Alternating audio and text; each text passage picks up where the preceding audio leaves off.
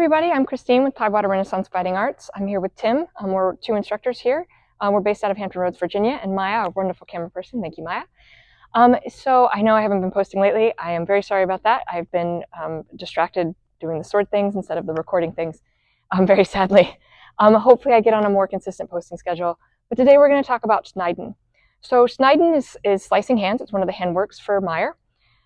So anytime your opponent refuses a guard in any way, whether they pull back, basically their hands are exposed for just a moment, Meyer tells us to take advantage of that by Schneiden.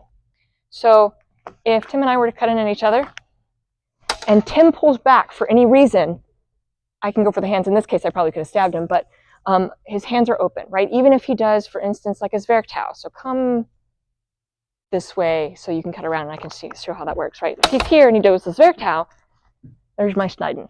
Right now, it's important to note with Schneiden, I'm not just doing a quick smack on his hand and pulling away, although oftentimes you'll see that, right?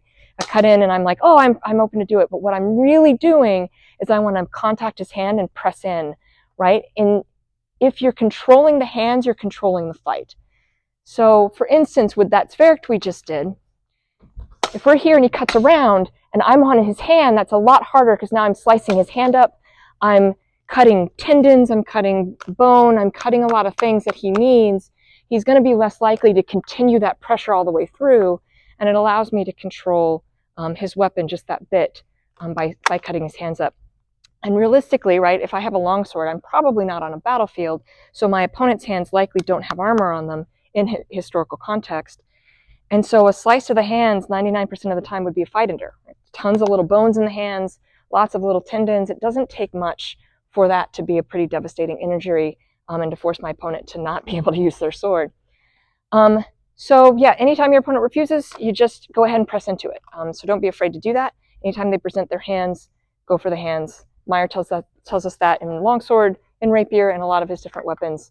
Hands are sort of the low-hanging fruit, but also very effective. So I'm Christine with Tidewater Renaissance Fighting Arts, here with Tim and Maya, our wonderful camera person. Thank you so much, Maya.